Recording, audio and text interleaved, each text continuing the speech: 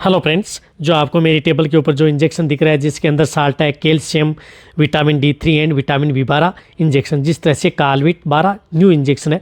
इस इंजेक्शन के बारे में आज आपको मैं बताऊंगा कि इंजेक्शन कौन सी बीमारी में क्या काम करता है, कितनी डोज इसको लगती है, गाभिन पशु या दूध देने वाले पशु के लिए सेफ है या नहीं, पूरी डिटेल से आपको इस साल्ट के इंजेक्शन के बारे में डिटेल से बताया जाएगा। तो वीडियो को स्किप करके देखना, पूरा देखना। जो इस चैनल पर अभी नए आए या पहली बार आप इस चैनल से जुड़े हैं तो पहले आप इस चैनल को सब्सक्राइब कर लें, साथ में बेल आइकन और ऑल वाला ऑप्शन दबाएं, क्योंकि इस चैनल पर आपको बहुत ही सही और सटीक जानकारी के साथ वीडियो दी जाती है। देखो, सबसे पहले तो मैं आपको बताना चाहता हूं क्योंकि इसके अंदर कैल्शियम है, vitamin D3 and vitamin B12 injection है। तो ये इंजेक्शन जिस तरह से यदि पशुओं का टेम्परेचर डाउन हो गया है, तापमान कम है, तो उस स्थिति में आप ये इंजेक्शन प्रयोग उन पशुओं में करवा सकते हैं।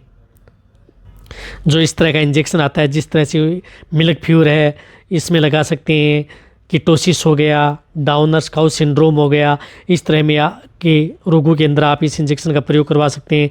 या बोन डिसऑर्डर है, या ऑस्टोमेलेसिया, रिकेट्स है, यदि पशुओं की हड्डियां कमज़ोर हो गई हैं या पशुओं की अवस्था ज़्यादा हो गई है, जिसकी वजह से पशुओं की कई तरह की मेटाबॉलिक डिजीज़ पशु में बार बार बन रही हैं, पशु खाना पीना नहीं करता, जुगाली नहीं करता, सुस्त रहता है, चलने फिरने उठने बैठने में दिक्कत करता है, तो भी इस इंजेक्शन का प्रयोग करवा सकते हैं। इसी तरह से डाउनर्स काउ सिंड्रोम में जैसे पशु बैठ जाता है, तो उस स्थिति में रही बात इसके अंदर विटामिन B12 है, तो यदि पशु में एनीमिया हो गया, खून की कमी हो गई या ब्लड के अंदर RBC की संख्या डाउन हो गई, तो भी आप इस तरह के इंजेक्शन का प्रयोग करवा सकते हैं। इसी तरह से यदि न्यूरो से संबंधित या न्यूट्रिशन डिफिशियंसी यदि पशु में हो गई है, किसी तरह की विटामिन डिफिशियंसी हो गई है, तो भी आप इस कालविट इंजेक्शन का प्रयोग करवा सकते हैं, जो कि एक मारक का आता है।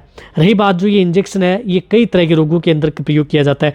जिस तरह से यदि पशुओं में मेटाबॉलिक डिजीज़ है, सिंपल इंडाइजेशन है, एनोरेक्सिया है, उस तरह की स्थिति में भी ये लगाया जाता है। लेकिन एक बात का आपको जरूर ध्यान रखना है कि इंजेक्शन यदि पशुओं का टेम्परेचर बढ़ा हुआ है, या यदि पशु में प्रोटोजोआ जनित रोग है, बेबीसिस है, थैलेरियोसिस है, इस तरह के रोगों के अंदर आप इस इंजेक्शन का प्रयोग नहीं करना चाहिए। बहुत ज़्यादा तापमान बढ़ा हुआ है तो आप इस इंजेक्शन का प्रयोग न करें। टेम्परेचर नॉर्मल है, डाउन है, तो आप इस इंजेक्शन का प्रयोग छोटे से लेकर के बड़े पशुओं में करवा सकते हैं।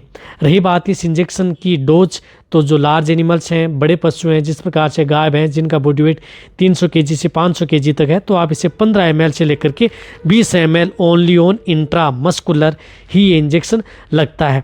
इसी तरह से आप इसे भेड़ बकरियों में 3 से 4 ml, मीडियम साइज़ में 5 से 7 ml आप ये इंजेक्शन उन पशुओं में लगातार 2 से 3 दिन भी आप इस इंजेक्शन का प्रयोग उन पशुओं में करवा सकते हैं।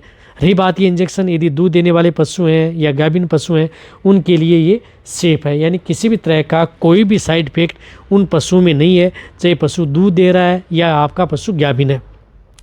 यदि पशु कमज़ोर होता जा रहा है, तो उस स्थिति में आपको लग रहा है कि पशु कमज़ोर होता जा रहा है, उड़ने बैठने में दिक्कत आ रही है या थोड़ा बुढ़ापे की कैटेगरी में है, उस पशु को आप ये इंजेक्शन अल्टरनेट भी यानी लगा सकते हैं। महीने में 2 से 3 बार लगा सकते हैं। या ज़्यादा दूध देने वाली जो गाय भैंस होती हैं, उनको भी आप ये इंजेक्शन, यदि नॉर्मल है, पशुओं को दिख रहा है लेकिन ऐसा लग रहा है कि आपका पशु ज़्यादा दूध दे रहा है, थोड़ा हड्डियाँ इसकी कमज़ोर हो रही हैं, तो आप ये इंजेक्शन महीने में 2 से 3 बार आप उस पशु को लगा सकते हैं, क्योंकि इसका कोई भी इस तरह का साइड इफ़ेक्ट पशु में देखने को नहीं मिलेगा। रही बात ये इंजेक्शन सेफ भी रहता है। तो ये जो कालविट 12 न्यू इंजेक्शन है, या इसी तरह से ये साल्ट के अदर जो इंजेक्शन आते हैं, उन सभी इंजेक्शनों की डोज भी यही होती है, काम भी यही करते हैं। तो ये वीडियो जितना हो सकता है पशुपालक या वेटरनरी असिस्टेंट है उनके साथ आप इस वीडियो को जितना हो सके शेयर करें। इसी तरह से आप मेरी वीडियो देखते रहें, इसी तरह से आप मेरे को प्यार देते रहें। थैंक्स, धन्यवाद।